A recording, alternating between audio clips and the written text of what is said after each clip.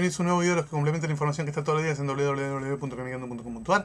Hoy le vamos a dedicar este video a un autor norteamericano ya fallecido. Me refiero al maestro Bernie Wrightson. Ahora van a escuchar hablar en cualquier momento de los 50 años de Swamp Thing, que se cumplen ahora en un par de meses, y todos van a hablar de Swamp Thing. Yo ya hablé de Swamp Thing en videos anteriores.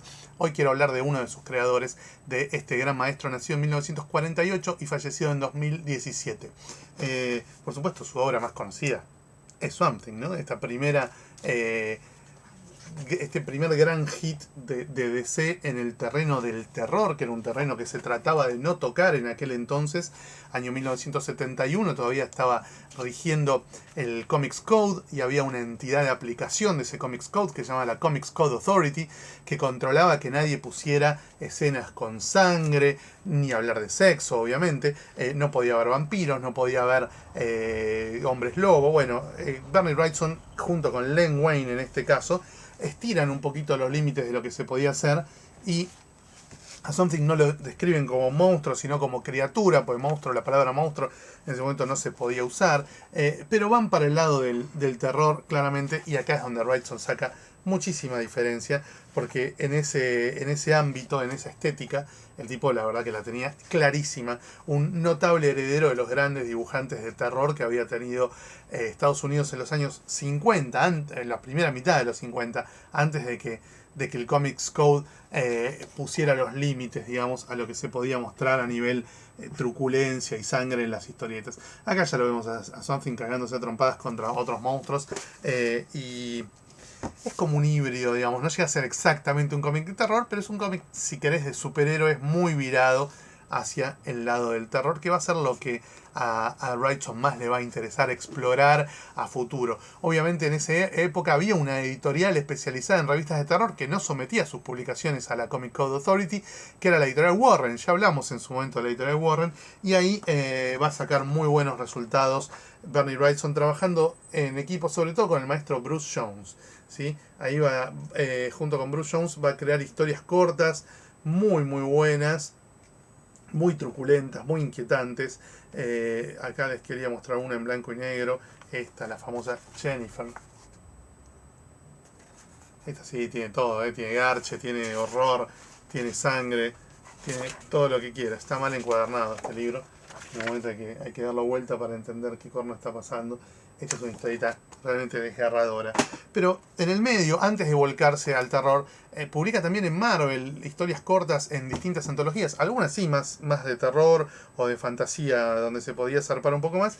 Y otras más clásicas, como por ejemplo esta primera aparición en solitario de King Cool, otro personaje de Robert E. Howard, que al igual que Conan después va a tener su propia revista, pero la revista propia no la va a dibujar Bernie, sino que la van a dibujar otros autores. Bernie hace esta primera historia que salió en la revista Chamber of Chills, y que es realmente muy recomendable. Después sí, ya se va a volcar definitivamente al terror, principalmente en la editorial Warren, y después ya va a empezar a venderle sus proyectos directamente a las editoriales de Europa, donde no hay ninguna restricción temática y donde realmente lo publican mucho y lo quieren mucho y le pagan muy bien. Junto con Bruce Jones va a crear Freak Show.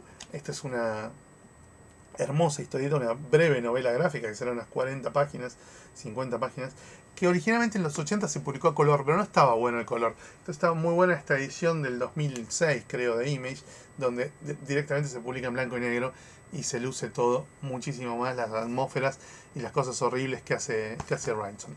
Esto debe ser de fines de los 70 o muy principios de los 80. También muy principios de los 80, Wrightson se despacha junto con Stephen King con Creepshow, una versión en historieta de una película dirigida por Stephen King, o mejor dicho, no, dirigida por George Romero, con guiones de Stephen King. Estas son historias cortas que adaptan fielmente las que se vieron en la película. Estas sí son de terror, con mala leche, por supuesto muy en la línea de lo que fue Tales from the Crypt y las demás revistas de terror de la EC Comics. Después también a fines de los 70, Wrightson es convocado para participar de la película Heavy Metal, donde se adapta a dibujos animados un relato de él que es el famoso Captain Stern. Captain Stern es una historia corta que él había hecho para Heavy Metal en los 70. La tengo en un especial de Heavy Metal que no encuentro, por eso se los muestro en este número medio hecho pelota de Zona 84. Bueno, esta historieta, la primera historieta de... Ya, le saco la tapa, ya está, ya me cansó. La primera historieta de Bernie Wrightson, de Captain Stern, es la que se adapta fielmente en la película Heavy Metal.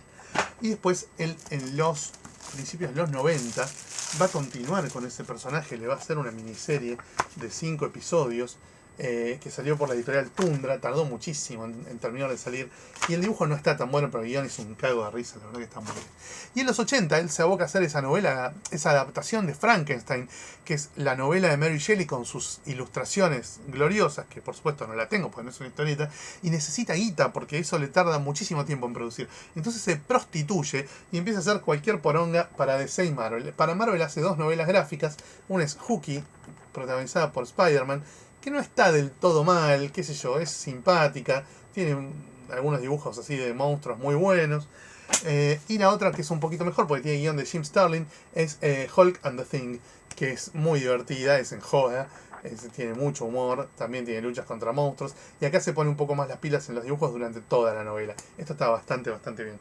Y ya en dupla con Jim Starlin, además de crear los especiales a beneficio de los chicos cagados de hambre de África y algunas cositas más, una miniserie de Punisher muy fea que no la tengo, hacen esta obra para DC, Batman The Cult, Batman la secta, que el dibujo tampoco es muy glorioso, pero el guión está bastante bien y se puede leer aún hoy y no te falta el respeto porque es parte de la época de Starlin en Batman, que es bastante recomendable. Bueno, después hizo en los 2000 y pico hizo algunas cositas más para IDW, siguió bastante activo dentro de todo hasta que falleció en el 2017. Vamos a seguir recordando a grandes monstruos del cómic en un futuro video que prometo para muy pronto. Chao, gracias.